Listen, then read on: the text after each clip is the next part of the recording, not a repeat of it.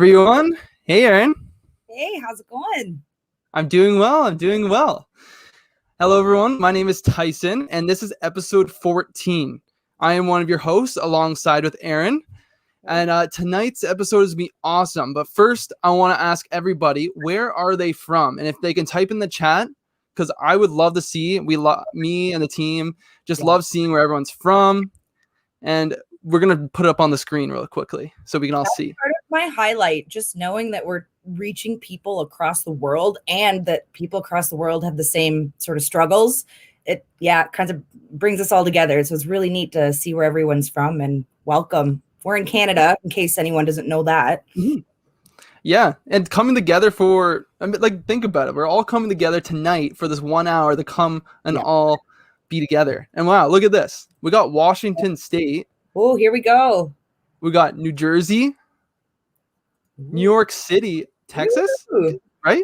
I'm like, oh, okay. That's what I'm getting. We got John in here, Kitchener, and Toronto. Awesome. And if you guys have been here before, I wanted you guys to put a number 2, but if you are new here tonight, put a number 1. And we just want to kind of see who is new here, and maybe we can welcome some new people.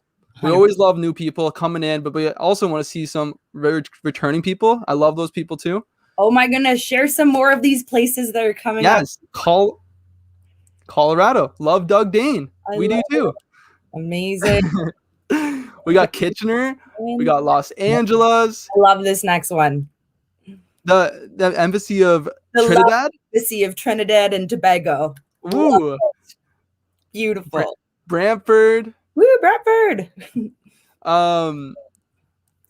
2, John. Yeah, so we know this. But we got 1 new person. Hello, welcome. That is awesome.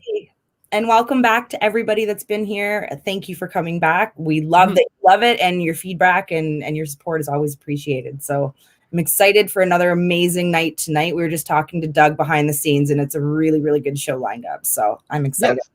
And this show is a question show. So how you guys will interact with the show, if you guys have some questions, some burning questions, is you're going to post your comments into the show, into the comment section, and I'm going to bring it up on the screen, and I'll ask Doug. And then if you want to remain anonymous, if you want to come on the show, there's going to be a link posted around a little bit later in the show, and you're going to be able to hop on and talk to Aaron, and then we're going to be able to question onto the show anonymously. But if you want to come on, then you can come on video like this. So to kind of get right into the show, first of all, share it, because there's a contest going on. Doug's going to explain later. If you share this with the hashtag AskDougDane, there's going to be a little prize a little bit later, and I think that's going to be awesome. But to get right into the show, if you don't know who Doug Dane is, Doug Dane, he's the mastermind behind the show, and as we kind of get into this, Doug's awesome. Okay. He's here to wake us up. I'm here to be. So Doug's life, his life started with abuse, but he's turned into abundance, and now he's on a mission with this show and how he can show others how to do the same. Doug and the team have created this show because he wanted a platform to reach a lot of people, and with all the people from all around the world, we're doing this. It's awesome. And we're going to get them unstuck really fast. And that's his mission. And Doug's discovered that the turning point can happen very fast for you. And it's actually quite simple. Doug spent years trying to figure it out and get ahead. And it was really hard. And it took him way too long. But it doesn't have to be that way for you. Take the shortcut. Use Doug Dane on this show. There could be a better way. This could be your turning point. So let's bring him on. Hey, Doug. Hey. How you doing?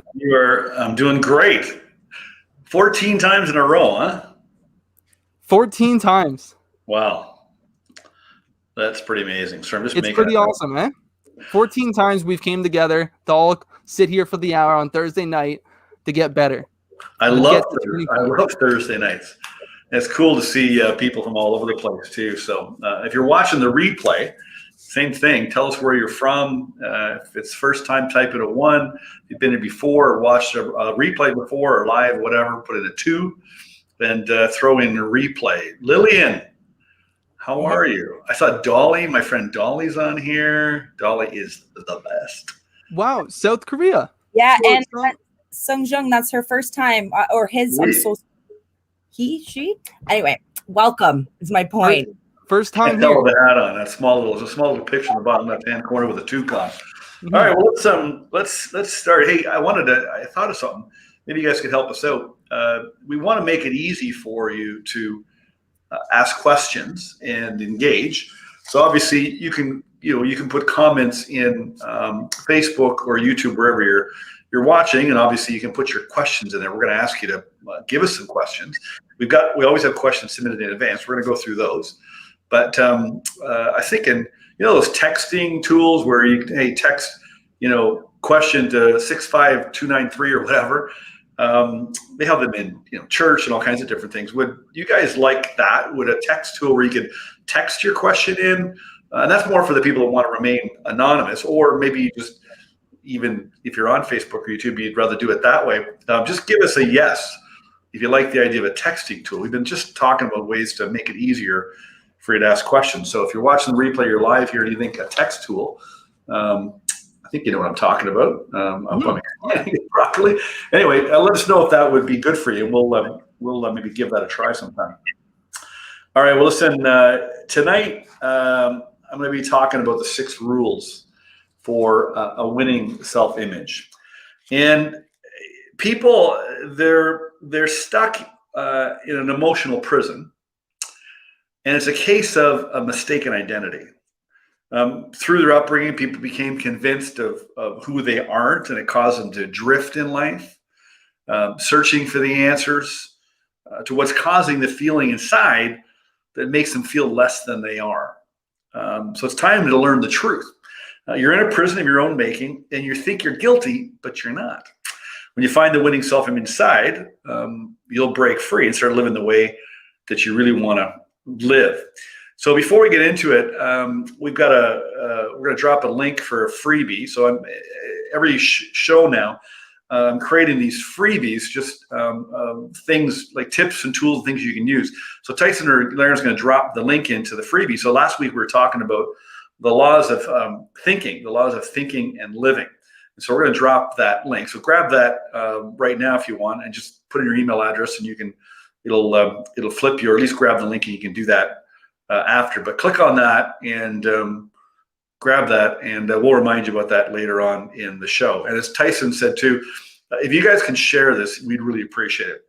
I get such great feedback, as I've said, from people that are watching the show, and it could be one thing that I said, or it could be a question that you asked, but this show is really causing a turning point for people. And that's really what I wanted to do, is I wanted to create a turning point for people so they didn't stay stuck in where they currently were at, and get them moving in the direction that they want to go in. So if you share it, we'd really appreciate it. And always, we have a little contest going for the people that do the sharing. I do a little draw for everybody that shares, and to get in that, the only way I can track it is if when you do your share, do hashtag AskDougDane. Okay, so if you guys can do that and share that right now, that would be great. That'll reach more people, and you just never know what your share could do. And we've got a lot of feedback from people that have shared it, that they got feedback from watching something, seeing something, hearing something, and it caused a turning point for them. So you could be responsible for really literally changing the course of somebody's life. Somebody changed the course of my life, and you could change the course of somebody else's life. So share that, and we'll get into it. So let's talk about these 6 rules for a winning self-image. You're likely doing it all wrong. Very few people understand self-image, but they should, because it's in control of their thinking, it's in control of their emotions, it's in control of their life. And so I really believe, first off, number one, you need to know what it is. So people don't really understand self-image. I didn't understand self-image. So I really started to work on it. You need to know how it's controlling you. We talked a little bit about this last week. And you have to understand, how is your self-image controlling you, and what it is ultimately, what you do and how you feel. And obviously you need to know how to change it. So last week I talked about this idea that our mind is like a cybernetic mechanism, okay? Like a thermostat, or a guidance missile or an autopilot on a plane, or a missile that in the sea, a torpedo rather. And that device, the thermostat, has a program that's controlling the environment or the temperature of your life. So obviously, if it gets cold in here or too hot, I need to know how to change the program. Otherwise, I'm going to be really uncomfortable. I think one thing I found is people, they get used to the comfort zone.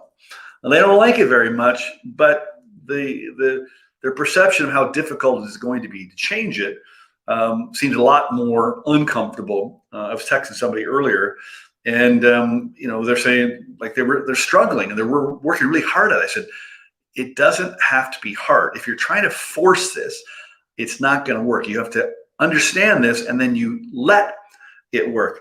I was just looking at this book here, which is really the owner's manual on your mind, the mechanism, and your self-image. In the chapter 6, he gives you 5 rules for freeing your creative mechanism. And the title of the chapter is called Letting Your Success Mechanism Work. And so the key is to let it work, not force it to work. But you need to know how it works, and you need to know how it's controlling you, and you need to know how to change it. So tonight I want to talk about 6 key rules to a winning self-image. Number 1, let go of the past. Number 2, don't worry about your future. Number 3, live your life in 24-hour blocks. Number 4, stop making shit up. Number 5, who cares what anybody thinks? And number 6, the end of judgment. And you got to understand that you're likely in a prison of your own making. And so it's a case of a mistaken identity, and you're stuck in this emotional prison, and you're kidding yourself, and you're killing yourself because you're living in this fog. You got locked into an idea and a perception of what you're not. It's a bugger because your true self is tugging on your heart and telling you that you could do more, be more, have more, and that you are more. And you got to remember, all right, the truth always feels good, and the lie always feels bad. So those times when you're feeling really good, and you're getting fired up and you're getting charged up and you're thinking, this is what I'm going to do, and this is how I'm going to change my life. I'm going to quit my job and start my life, or I'm going to end that relationship and I'm going to go this direction, or I'm going to start that business, or I'm going to multiply my income, I'm going to multiply my sales, I'm going to get healthier. You get all fired up, and then the lie kicks in, and then you start making shit up, and it doesn't feel very good. So let's talk about these 6 rules. So number 1 is you got to let go of the past. You got to let go of your past. Everybody's got a story. I've got a story. You've got a story. If you start comparing stories, you might think that some stories are more severe than others, but it's really all kind of relative. And so you've got to let go of the past. People always say, well, how the hell do I do this? Well, and I always say is everything starts with a decision. Now, if you knew how you focusing on your past was screwing with your self-image and your future, you let it go. And so I was reading this book, and there's a chapter in here on your imagination, and it was Christmas 2018, I think, 2017, 2018, I think. No, 2017. And it was December 27th, a couple days after Christmas. And I had a couple glasses of wine. I'm sitting in a relaxed chair. I was in a relaxed state. And he started explaining how if you use your imagination and look backwards on your past, you see yourself as a person, because you've got all these events and experiences. You got all these facts and evidence to back up, who you were at the time. He said, if you keep using your imagination, look backwards, you see yourself as that person, you stay as that person. And I go, shit, I'm freaking done with that. Now that was 2017, okay? And I wasn't done with it because I didn't really make a committed decision. I was talking to somebody today about a committed decision. It's an irrevocable decision. he's married and kids, and we're talking about his family and stuff. And I said, listen, when you got married and you're standing at the altar, doing your vows didn't include, well, we'll get married, we'll just see how it goes for a little while. Okay. When you make a commitment like that, it's an irrevocable decision. And so I made this decision. I was going to change it, but it wasn't irrevocable. And I was going back and forth because I didn't really understand. Like, I understood what he said in the moment about letting go of the past, but I didn't really know how to do it. And so I kept studying people. So this is the book, folks, Psycho-Cybernetics by Maxwell Maltz. Okay. Published in 1960. It was a revolution in psychology when he discovered the self-image. Self-image wasn't even being talked about. Okay. And it really changed the face of psychology at that time. And it's still all very, very relevant today. In fact, everything in this book is very, very relevant because it's very bang on with science and the science of your mind.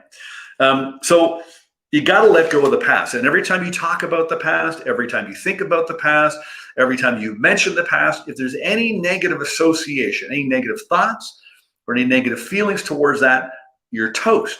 You're going to stay there. Okay. So when you're working with me, you might be talking and I interrupt you a lot because if you're talking about the past, I don't want to talk about the past. Now, let me give you an example. I was talking to a lady last week and, according to her, she was really stuck.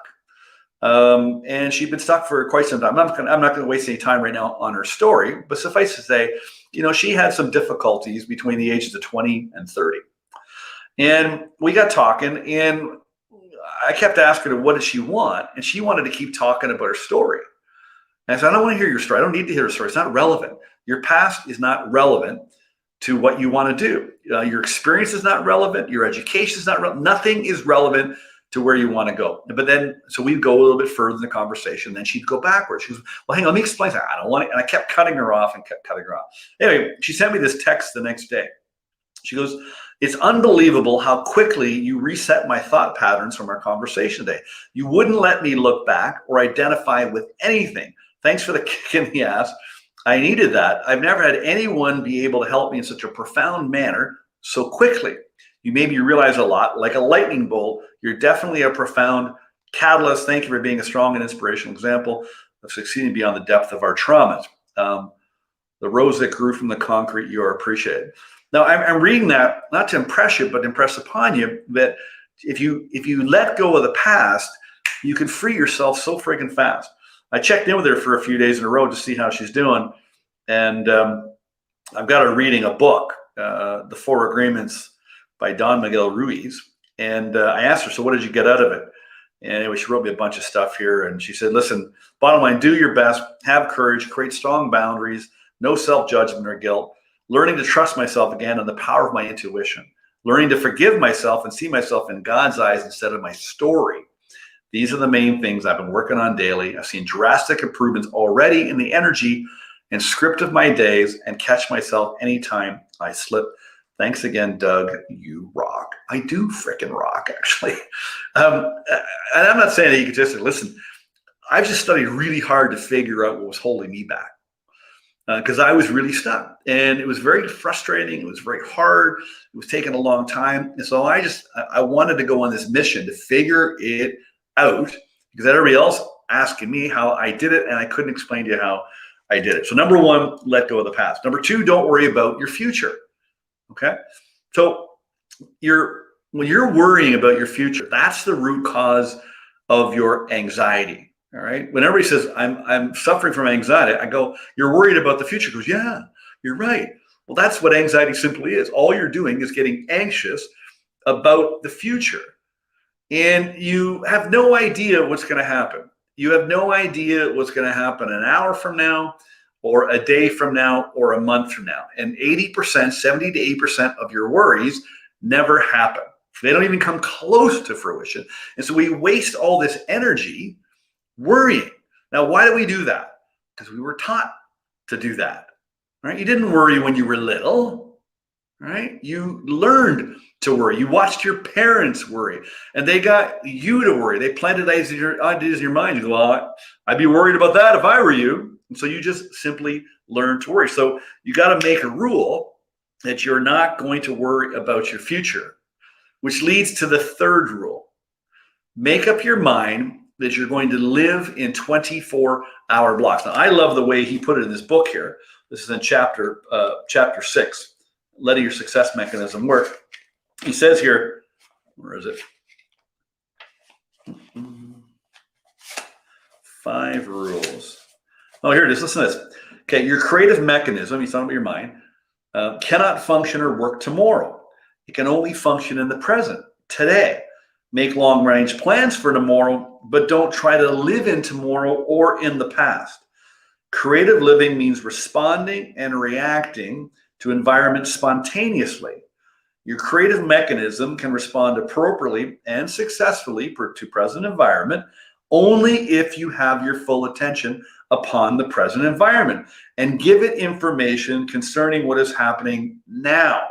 Plan all you want for the future, prepare for it, but don't worry about how you will react tomorrow or even 5 minutes from now. Your creative mechanism will react appropriately in the now if you pay attention to what is happening now.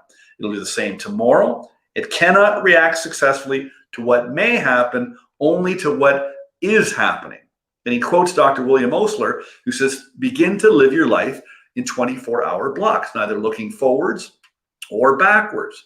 And I actually live my life probably in 1-hour blocks. It started as 24 hours, but it's pretty much in 1-hour blocks now, because as I studied this book and my mind and how the self-image works, I go, I'm not using it properly. Why the hell would I use my mind improperly if it's going to cause me anxiety and stress and pressure and all this worry and doubt? I go, that's just a dumb idea. And so if you don't agree to make changes, like Bob Proctor, who mentors me, he said, Doug, you're either ignorant or you're dumb. He said, you're no longer ignorant. So I don't want to do dumb things anymore because I'm not that stupid. Neither are you. Okay. Number 4, stop making shit up. Stop making shit up. So what we do, and we learn to do this as well, is we make a pile of assumptions. We use our imagination. We combine it with worrying about the future, and we go to the future and we make a bunch of shit up. You'll make shit up before you go on a sales call.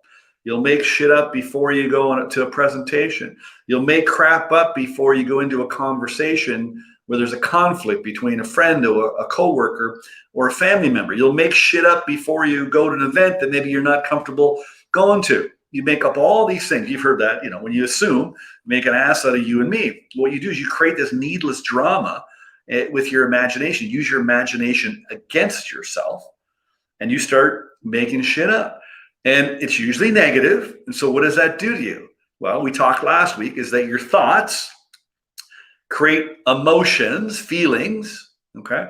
And those feelings present in your physical body in the form of a vibration, okay? So this body is made up of energy and it's vibrating. And so your thoughts create emotions and the emotions create a vibration. And all of a sudden you go, I don't feel good. I feel very uncomfortable. You're sweaty, your palms are sweaty, your gut's twisting and turning. You're causing your own discomfort and anxiety because you're making shit up. Number 5, who cares what anyone thinks? You'll spend a lot less time worrying about what people think of you when you realize they very rarely do. Okay, they're not thinking about you. They're thinking about them. If you're worried about yourself and what other people are thinking of you, trust me, they're not thinking about you. They're doing the same thing that you're doing. All right. And so what we do is we just start worrying about what people think. And now, again, we learn to do that. When we were little, we got programmed and we got hypnotized. And we were told all these rules and values and beliefs and what's right and wrong and good and bad. And they drilled this all into us. And if we follow the rules, we didn't get in trouble. If we didn't follow the rules, we got punished, we got criticized, we got spanked. In my case, I got hit, I got beat, all kinds of things got dumped into us. And we bought it hook, line, and sinker. And very early on, we were worried of what the adults thought of us. And we watched them, criticizing other people. And we watched them worried what other people were thinking about them. Very funny thing Bob always says, I wonder what the neighbors think. Well, I found out they don't, So we heard that. What will the neighbors think? What will your mom think? What will your dad think? So we were taught to worry about what people think. And so I was talking to Bob the other day, and I was talking to somebody I hadn't talked to in about 5 years. They said, "How you doing, Doug?" Bob said the other day, how you doing? I said, "Bob, I was talking to a guy the other day. I haven't talked about 5 years. He asked me how I was doing. And I said, I am the farthest away I've ever been in my life from worrying about what the people think of me. And the farther I move away from that, the stronger I am, the better I feel, the more calm and relaxed I am. And the better I am for my family, the better I am for you, the better I am for my clients. I show up on this show way better. Every week, I'm getting better and better on this show because I'm moving farther and farther away from what you think of me. When in the beginning, when I started the show, man, oh man, I was worried what you were thinking about me. I mean, hell, I sat on the show for 2 years. Tyson's bugging me. Come on, Doug, let's do the show. Let's do the show. Hadn't mustered up enough courage to show up. And so I just made my mind up, and I have an affirmation. I don't give a shit what anybody thinks. I might actually share, if I have time, I might actually share with you my self-confidence and my self-image formula, the affirmation, what I do every single day, write it and read it. And lastly, number 6, the end of judgment. You need to end judgment. That's the biggest problem, is judgment. And so what you're doing is you're judging yourself and you're judging others. You learn to do it. Same thing. You watch your parents judging their friends, and judging their coworkers, judging family members, judging the guy driving the car in front of them, judging the person in the clothes they wear, judging the person that was overweight, judging the person that was poor, or judging the person that was rich. Judgment, judgment, judgment. And so they learned to do that. So guess what they did to you? They started judging you. And so then guess what you did? You started judging you. You learned to judge yourself. In fact, judgment started in the Garden of Eden. Right? They ate the fruit, and God comes looking for them, and they realize they're naked. They become aware they're naked, and they cover themselves up. I believe that was the beginning of judgment. And so you got to end judgment. How do you do it? Stop judging other people. Make your mind up that every day, all day long, all you're going to do is look for good. All you're going to do is just share love in your heart. You don't have to say anything, but you can walk into any room, any meeting, any restaurant, any coffee shop, anybody you see, and you just say inside, I love you. I just love you. I love about you. Now you can verbalize it, but you can just say it inside and just walk around with that heart, because that's really who we are. That's really the way that we're made. We were just taught to judge. What's that quote by Mandela? He said, we weren't born, we were born with love in our heart. We were taught to hate. I'm paraphrasing. I may not get it straight, but that was the gist, is that we were born with love in our heart. We were taught to hate. We were taught to judge. So if you stop judging everybody else and you just form that habit, now you're not going to do it right away. Do I still judge people? Yes. But I catch myself. I go, nope. And I correct and I correct. I don't judge myself because I got it wrong. I just correct myself. And I keep catching myself and catching myself and correcting myself and correcting myself. And I do it less and less and less, where it's now a habit. Well, guess what I discovered? Now, nobody told me to do this. Nobody told me that if I stop judging, that I'll release judgment from myself. But that's what happened. That's where I discovered. I formed the habit of not judging. And if that's the habit of not judging, if I'm not judging others, then I'm not going to judge myself. And then, man, oh man, I was free. So that's it. I want to take I know we have some questions that came in before the show. And Tyson, hopefully, we've got some questions coming in on the show. And listen, if you're watching right now, this would be a good opportunity for you to get over judgment and worrying what people are going to think.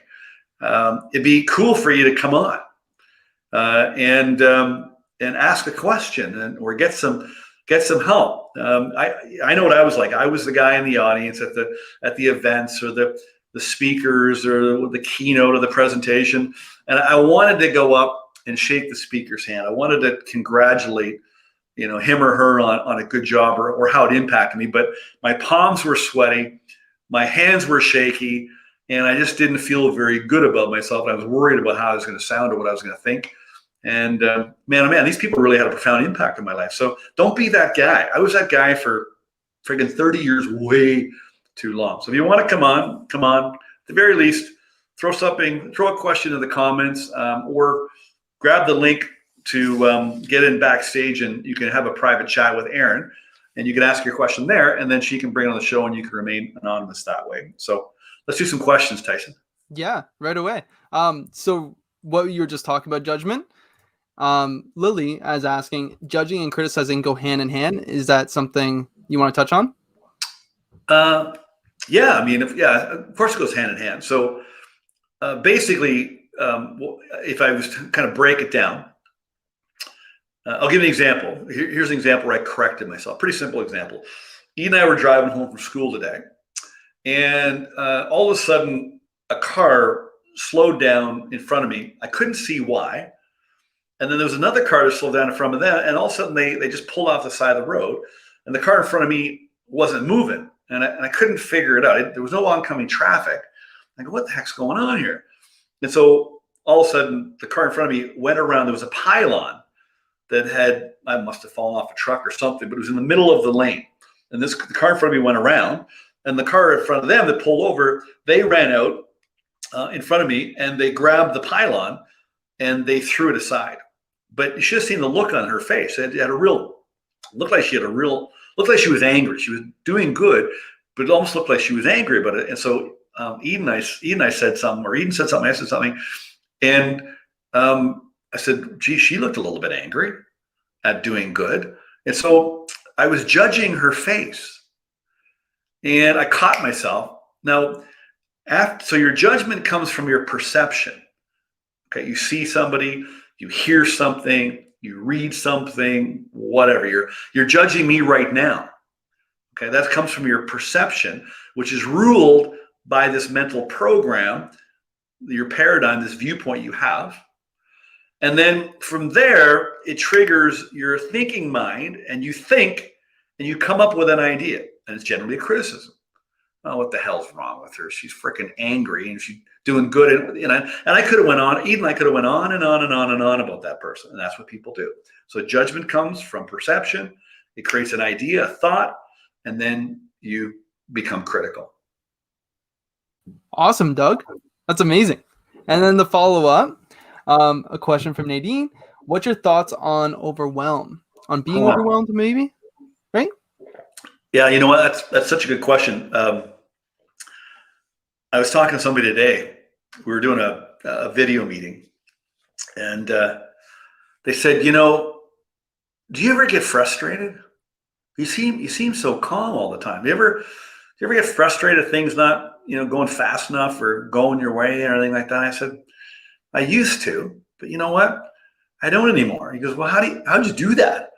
I said, well, number one, I made my mind up. Again, studying that book, it explains that your mind can only solve problems in a relaxed state. So that, all right, well, I got a lot of problems, and I got a lot of things coming at me. I got a lot of things going on in my life. It's not going to work very well if I'm operating that way. So I made my mind up. All right, I was going to calm down and relax, and so I incorporated some of these rules here. Where did I put them here? So number one is living in 24-hour blocks. So I'm really good at that. And what that causes me to do is not worry about the future. So I think overwhelm comes from worrying about the future, and that creates anxiety. He actually, in this, I gotta just go back to this chapter again. It's just so good. He gives you 5 things here. Where is it? Oh, went too far here. Chapter 6. Sorry, bear with me. So he gives you 5 rules for freeing your creative machinery. He says, do your worrying before you place your bet. He gives an example of, if you place a bet in Las Vegas, once you place a bet, there's nothing you can do. So if you're going to do any worrying, do it before you make a decision. And then once you make the decision, don't worry about the outcome because you've already placed the bet. I love that analogy. Number 2, as I already mentioned, form the habit of consciously responding to the present moment.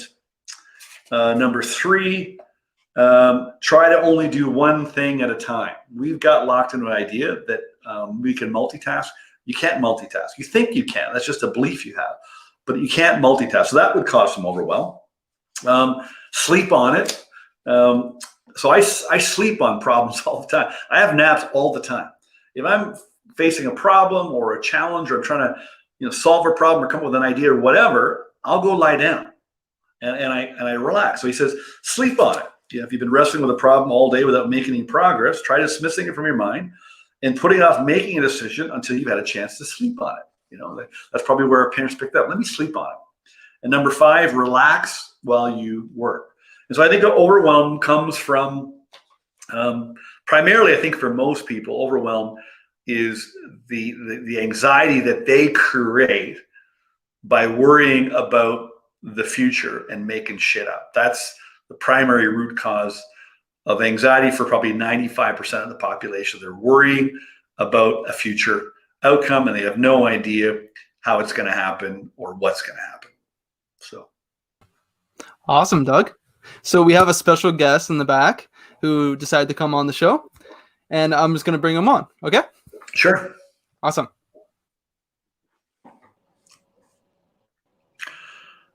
Andreas, how's it going, Doug? welcome to the show. Thank you. Yeah, I'm here in Kelowna, BC, Western Canada, and I went through thinking. What do you get from the show tonight? What got you to come on? Well, you've caught my attention because I went through thinking and results, and I saw you on a live stream last year, Right. and now I'm doing Lead the Field, and so you caught my attention, and Right. then I just started listening, and but one of my really big questions is, did you just make a concrete decision on that you weren't going to judge people anymore? It's something I struggle with, and I'm always aware of it, but I'm like, Jesus, like I have to quit doing that, right? Like, Yeah. because I'm just sorry, go ahead. Yeah, I was just gonna be like, yeah, like, I try my best. Maybe not trying hard enough, but I've made the best decision. But I'm always consciously aware. I'm like, oh, why did I think that thought? Like they're just doing their best. Mm-hmm. Yeah, it's a bugger because you're judging yourself for being judgmental. Yeah, right. Right? Yeah. Yeah. It's such a dumb game. Let me ask you a question. What would you say is the impact on your life right now because you're operating that way? Like when you're judging people, but also when you're judging yourself because you're judging other people, how does that impact you and what you think and how you feel about yourself? Well, it's probably hard on my self-image, and which our self-image controls so much of my life, right? So probably very impactful. Yeah, but let's get past the course and the program dialogue. Let's talk about you. You came on. Now you're friggin' on the hot seat. You're stuck. That's good. What do you think and feel about yourself when? Yeah.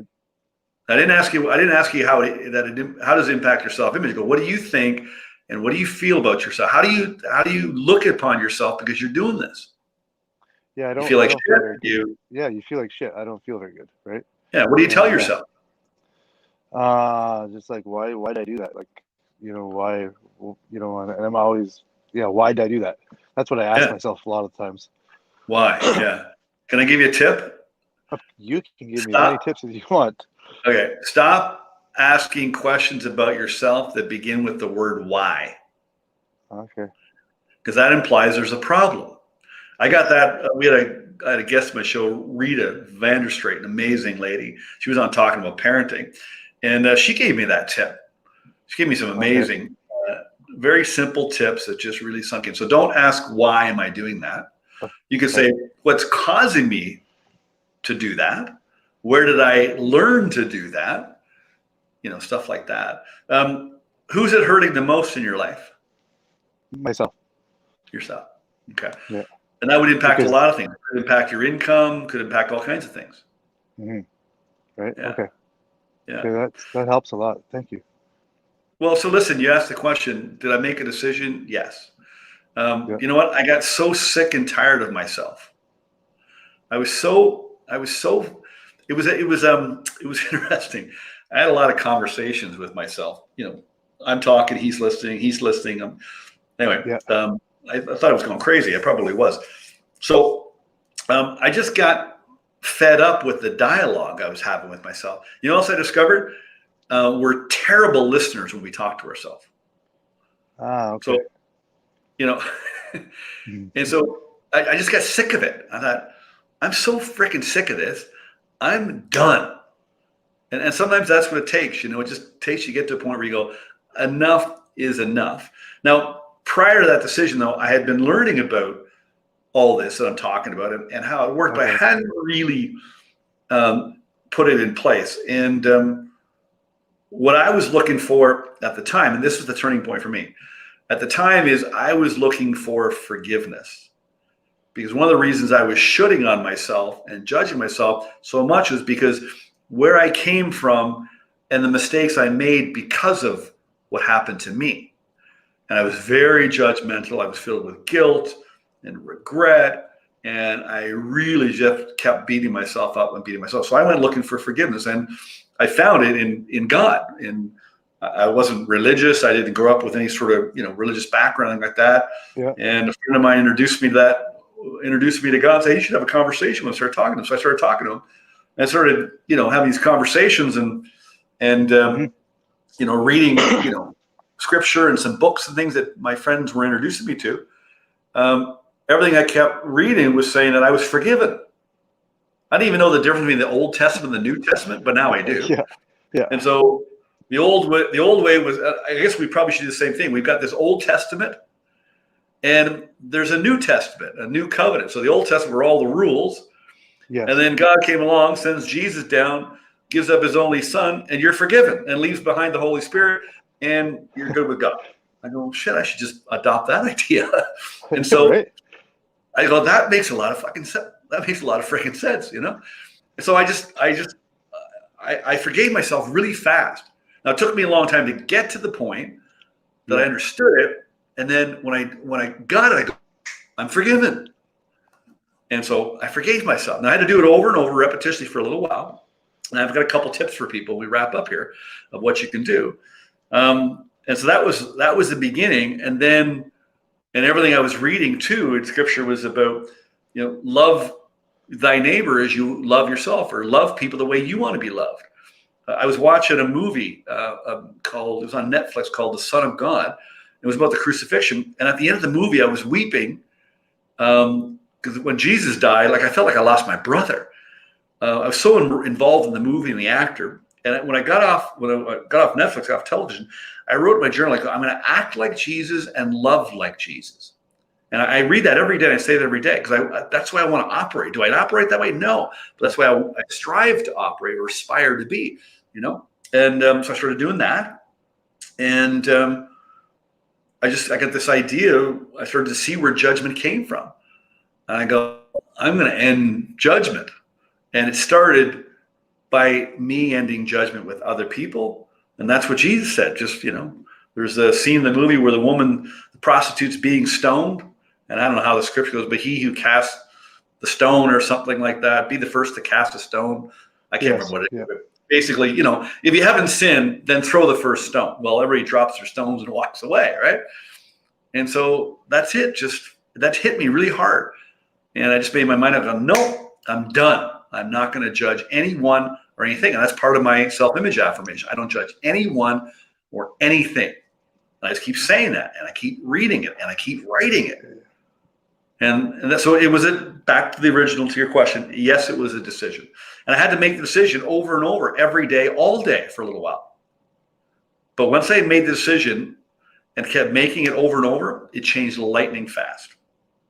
And it always starts with a decision. So if this resonates to anybody, if it resonates to Andreas, then get off here and make a decision. And then stick to it. Thank you. All right.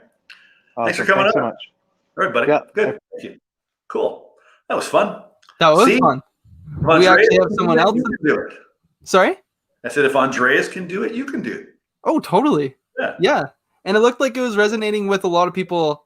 So Craig is actually asking, what's the book? Never mind. There's the book. Psycho-Cybernetics. Psycho-Cybernetics by Maxwell Maltz. Now, I have to say never mind, because what people will do is they'll go out and buy a book, they'll read it, and then nothing changes, then they go buy another book. If you're going to buy this book, this is an owner's manual. It's not a book. It's an owner's manual, and you're going to have to study it over and over. Like, I can pretty much go anywhere in this book, and I can talk about all kinds of points in it. I don't have it memorized, but I've got a pretty good idea of what's in this. Pretty much everything that's in it, where to find it, and that's the way you got to approach this book. Mm-hmm. In fact, it's probably the only book you're going to need with your mind and your self-image. So we actually have someone in the backstage looking to ask a question really quickly. I'm going to bring her on, okay? A couple minutes. Yeah.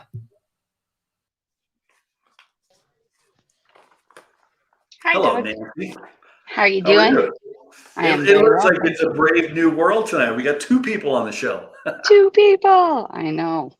What's Well, up, you know, Nancy? What's your question? I just felt like everything you were saying was like, I feel like I was drawn here tonight, you know. I'm doing thinking into results, so I'm in the material right now, and that's really exciting. And I feel like I have a lot of the things I've been practicing for a long time, but yet they say if the results aren't what you want them to be, you know, you got work to do. So I'm doing the work and trying to figure out exactly what do I do first, because there's, you know, paradigms obviously to work through. And it came up today about trust, because I really do feel like I'm a person of big amounts of faith. Like I feel like I don't judge, and I, you know, of course I do judge, but I have that same mentality as you, that I say I don't judge people. This is how I behave in the world, and I come from a place of love. But it comes up that I don't trust people. And then, so how can you have this extraordinary amount of faith and then you don't trust people? So today has been like a digging in of, it came up in a Q&A today, and I brought that up. And so they forwarded me to chapter 10 of that book. I read that, or I listened to it. I'm reading Faith, and I'm writing out with my left hand tonight. I've been working on it for hours, the self-confidence formula. Which is interesting experience in of itself, because I've never done that before, and it's been recommended on the wake up call to do that. But I guess I'm just trying to understand, like, how, like, where, how, like, what do I write? What am I saying to get rid of that piece that just keeps bringing up that lack of trust somewhere? Yeah. All right. Well, let's sort this out really fast. Okay. I like fast. So do I. The universe loves speed too. Okay. Number one, and we don't have to get into it on the show. We could get on another night if you wanted to really dig into it. But there's a reason why you don't trust. Okay. Right. Yeah. And it's a human experience. Right. Okay. It's not a spiritual experience. It's a human experience. Right. You're operating from your intellect and from a human perspective.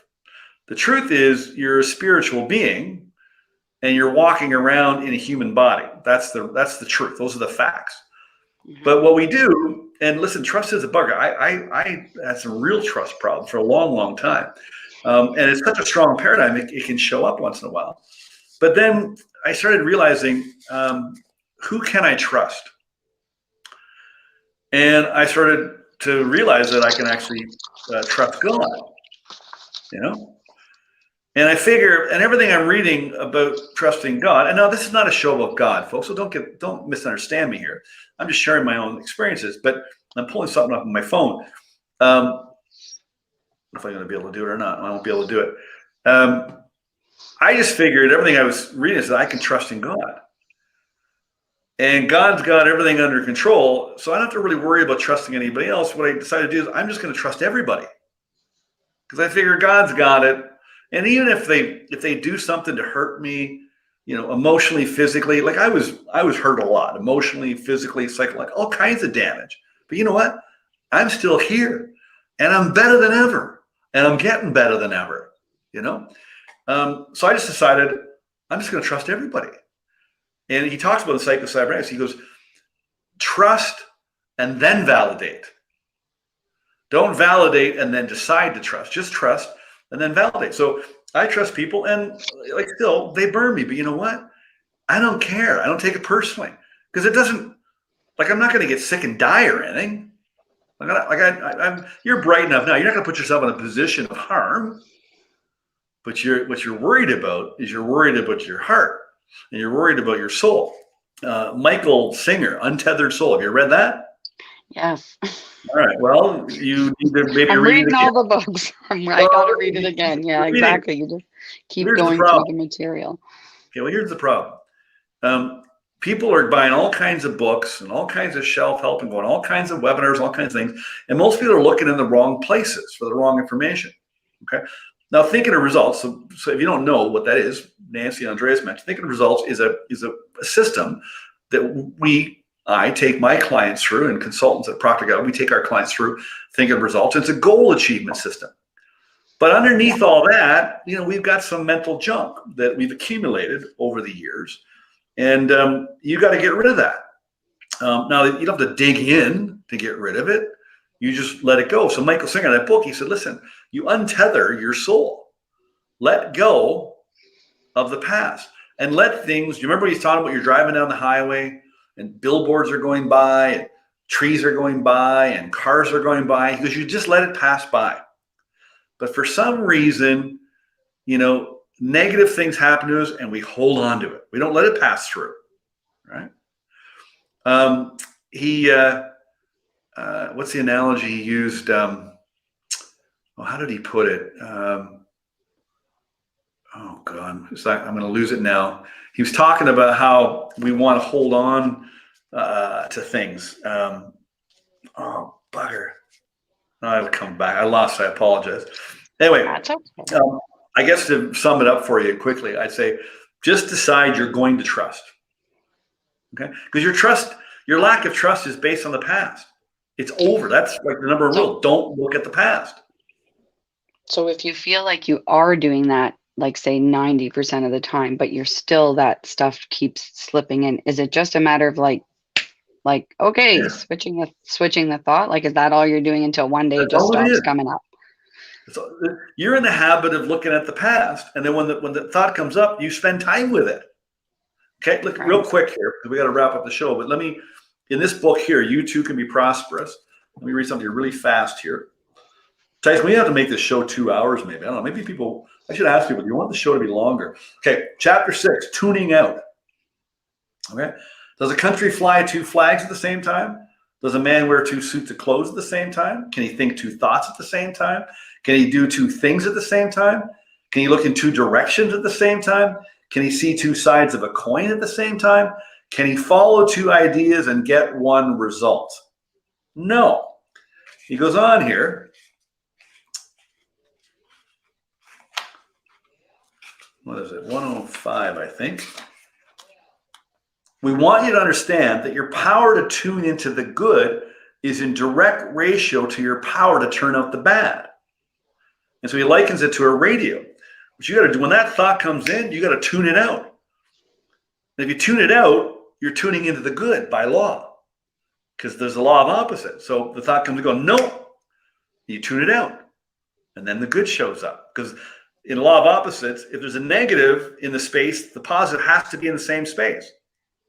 If there's a positive, there has to be a negative in the same space. So we get a positive idea, the negative shows up, and we get scared. We crap our pants, right? The negative shows up, and we just think about the negative. And we focus on it, and we talk about it, and we feel shitty about it. You go, no. And then as soon as you close the door, then the good shows up. That's it. That's how simple it is. But you got to practice it. You got to decide that's where you're going to operate. Like, decide, read this. This is the way I'm going to operate. There's rules. I'm giving you 6 rules. Okay? We can talk more if you like on another show, or we can have a call. Thank you. Hey, you're welcome. Thanks for coming on. I just want to give people what you guys need to do, and we'll wrap up here. Okay? Thanks, Nancy. All right. Here's what you need to do. Number one, I've talked about this. Decide you're going to change your mind. Decide. I'm changing my mind. This isn't working. Nancy's dealing with trust. Andreas is dealing with judgment. I'm done. I'm changing my mind. That's the first thing you got to do. You will not reset your mind unless you change your mind. Okay? Number two, sit down and make a list of I am statements. Just go, I am. You might go, I am or I'm not. You'll probably come with a bunch of those. I am, I'm not, I'm this, I'm that, I'm this, I'm that. And look at the list. Chances are there's going to be a lot of negatives on there for some. Okay, just look, I am. And then down the right-hand side, I want you to put a T at the end of it or an F. Is it true or is it false? Chances are there's a bunch of lies on there. Remember I said earlier, the truth feels good. The lie always feels bad.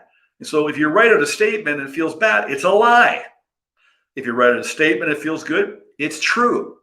So take the list of all the negatives, all the lies, take the whole sheet of paper, in fact, and just trash it, burn it, shred it, get rid of it. That's it. And then take all the positives and just write them down and just keep every day remind yourself of the truth of who you really are. I am. We talked about this last week. I am. I'm a good man. I'm a good father. I'm a good leader. I'm a good speaker. I've got a big heart. I act like Jesus. I love like Jesus. I am. Just keep saying it over and over and over. And one day you're going to wake up a brand new person in a brand new world. And you wonder what the hell ever happened to you. Number three, this was very powerful for me. I got this from a very close friend of mine in Ireland. Write a letter from God to yourself. Dear Doug, I wanted to share with you how I see you, what I think of you, and tell you how much I love you. And so I wrote a letter from God, and I'm weeping as I'm writing it, but you put yourself in God's shoes and look upon yourself in God's eyes. Because you were created in God's image. So take a God's eye view on you and write a letter to yourself. It's a very powerful experience. Okay? So listen, before we go, grab that freebie. Click on the link if you haven't done that already. Grab that freebie if you want it. Click on that. And next week we'll be back here again 8 o'clock. Now listen, I know you want to be a success in your life and in your work. And in order to do that, you want time and money freedom to live the way that you want to live. The problem is you're not able to do what you want, which leaves you feeling frustrated and worried about your future. I believe it shouldn't be so hard to get these answers. Being successful, becoming successful shouldn't be so freaking difficult. I know what it's like. There's a sea of coaches and online shelf help that doesn't work. I was looking in the wrong place. I was asking the wrong people. I was getting the wrong answers, and nothing was changing. And so I always tell people, if your way isn't working, then why not try mine? And I've helped thousands of people for the past 25 years. I got a simple step-by-step formula anybody can follow. And I just figured life's too short to be screwing around and second guessing. So start tonight, like right now, make a decision. Here's how I do it. I get you to figure out what your blind spots are and what's getting in your way. I get you clear on what you want and set some exciting goals. And then I give you a step-by-step plan to start living the way you want. And it happens very, very quickly. So if you enjoyed the show, share it. If you want to work with me, go to dougdane.com and you can contact me there. You can find out there's a link called Work with Doug, and you can get involved in my coaching program with me if you want to work with me. By all means, I'd love to talk to you about that. It's a short-term investment with a long-term return. So next week, Tyson, I was thinking about next week's show, and it keeps coming back. Maybe I should put myself on the hook right now. I've been sitting with a topic and I've been chickening out. But okay, what is it? I was thinking, as I always do. There's my dining room window. I'll go get a glass of water and I look out the window. It's a beautiful backyard. I look out there and I just look and I think and I get ideas. And it came back to me. And so the show title has come to me several times, but today I think I finally got it. It keeps showing up, and it just came up a little bit different. But I think the title is "Be a Man: What Women Really Want." Hmm. And so I want to talk about what it's like to be a man, to be a real man. Because there's a lot of confusion out there for that. And women, I always joke, I was going to run a seminar years ago called Be a Man. I figured only women will show up. But women need to understand men too. And women got it all screwed up too, because they got their own junk that's skewing their perception of men and what they need and want from men. And then the poor men are trying to figure out who the hell they are and what they're supposed to do. And they're lost too. So I'm going to bring both ends together on next week's show. And you're going to freaking love it. That's it. And then Roxanne also gave a topic. Do it on how to cope with the ones you love. I can do that. That's an interesting idea. Ooh, yeah, I like that. That's an excellent idea. All right. Well, listen, you guys send in ideas, and I'll talk about whatever you want. I can talk about anything. All right. Also, I was gonna say the comment right now. If you guys would like this to be a little bit longer, like 90 minutes, I saw someone say 2 hours as well. Just comment if you'd like this to be longer and what you guys think about that, and if you guys would enjoy that. Yeah. Listen, I'll go at 11 o'clock at night if you want. I mean, you guys tell us what you want. If you're watching the replay, you're watching live, tell us what you want. That this is for you. This show's not for me. I could go all night. I'll go as much as you want, as long as you want. You tell me, and I'll be here. Okay. Awesome. All right, Tyson, Aaron, thanks so much. Good job as always. Thanks for watching, everybody, and we'll see you next week. See you next week, guys.